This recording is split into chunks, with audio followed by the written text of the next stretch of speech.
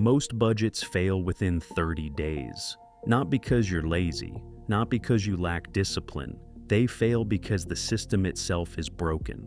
And if you've ever tried to get serious about your money, downloaded an app, tracked every dollar, maybe even color-coded your spending, you already know exactly what I'm talking about. It works for a while.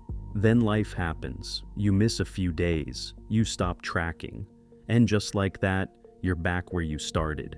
Here's the reality. If your budgeting system requires constant effort just to survive, it's not a system. It's a chore. And chores don't last. So in this video, we're gonna fix that. This is step one in building real, long-term wealth. Before investing, before scaling income, before anything advanced. Because you cannot optimize money that you cannot control. Now, let's reset how you think about budgeting. Most people treat a budget like a financial diet, restrictive, annoying, something you have to stick to. That mindset is the problem. A budget is not a restriction, it's a blueprint. It's simply a plan for where your money goes before it gets there. And without that plan, something predictable happens. Unexpected expenses show up. They always do. Car repairs, medical bills, random things that don't care about your timing. And when there's no structure, you fall back on the default system, credit. That's how people slowly drift into debt without even realizing it. Not through one big mistake, but through 100 small, unplanned ones. Now, here's the shift. Even a basic budget, done correctly, builds in protection. It creates margin. It gives you breathing room. It puts you back in control. And once that happens, everything else in your financial life gets easier. But we need to address something first. Why do most budgets actually fail? Because people start in the wrong place. They jump straight into tracking. They download apps. They categorize past purchases. They try to organize what already happened. That's backwards.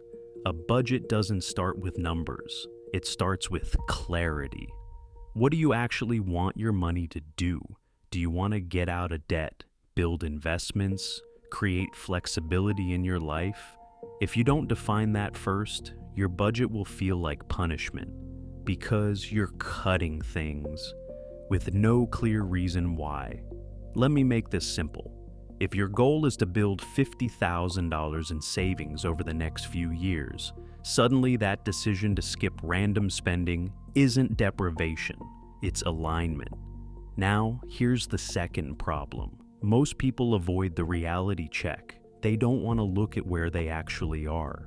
But if your current spending doesn't match your goals, that gap has to be addressed. Otherwise, the budget becomes a constant internal fight, and fights don't last. Then comes the third issue, overcomplication.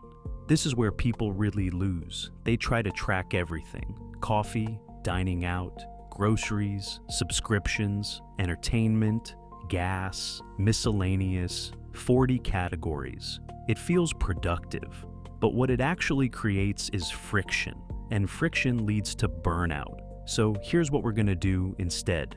We simplify. 3 categories, that's it. Needs, wants, and savings. You've probably heard of the 50-30-20 framework. There's a reason it sticks around. It works. 50% goes to needs. These are your non-negotiables: housing, utilities, transportation, insurance. 30% goes to wants: lifestyle, eating out, travel, subscriptions, anything that makes life enjoyable but isn't required. And 20% goes to savings and debt. This is the category that builds your future: investments, emergency fund, paying down debt. Now, here's why this works. It removes the need to micromanage. You don't have to feel guilty about buying coffee if your total wants spending stays within your limit. You don't need to track every dollar. You just need to stay inside the boundaries. That's the difference. structure without stress. But there's one more layer that makes this actually work in real life. You have to separate fixed spending from flexible spending. If you skip this, your budget will feel unpredictable. Fixed expenses are your baseline. Rent or mortgage, insurance, car payments, things that don't change month to month. These are decisions you make once. You set them up, and they run. Flexible expenses are everything else. Groceries, dining out, shopping, random purchases. This is where the leaks happen. This is where most people lose control. So, instead of tracking everything daily, you focus your attention here. That's it. Let me pause here for a second. If you only take one thing from this video, it's this. You don't need to control everything.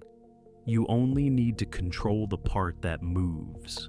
Now, once you have this structure in place, we make one critical shift: automation, because willpower is unreliable. You might be disciplined today. You won't be every day. So, we remove the need for discipline. When your paycheck hits, your system should already know what to do. Savings gets pulled out immediately. Debt payments are scheduled. Bills are covered before you ever have the chance to spend anything. This is what pay yourself first actually means. Not as a concept, but as a system. If the money never sits in your spending account, you can't accidentally use it. And that changes everything. Now, let's talk about maintenance. Because even the best system needs a quick check. But this is where people overdo it. They think budgeting means constant monitoring. It doesn't. You need about 15 minutes a week. That's it. Pick a day. Sunday morning works well. Open your accounts. Look at your flexible spending. Check if you're on pace. Handle anything coming up that week. Done. This isn't about perfection. It's about awareness. Catching small issues early instead of dealing with a crisis at the end of the month. Now let's make this real. Let's say you're trying to decide how much rent you can afford. Most people look at their bank balance and guess. If there's money there, they assume it works. That's how people get into trouble. Instead, you run it through your system. You take your income and apply the 50-30-20 structure. Now, imagine a new apartment pushes your needs category up to 65%. On paper, you might still be able to pay for it, but your system is telling you something important. That decision is going to squeeze everything else. Your savings will shrink. Your flexibility disappears, and any unexpected expense becomes a problem.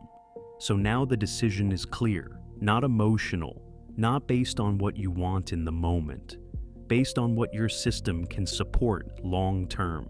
That's the power of this approach. It removes guesswork.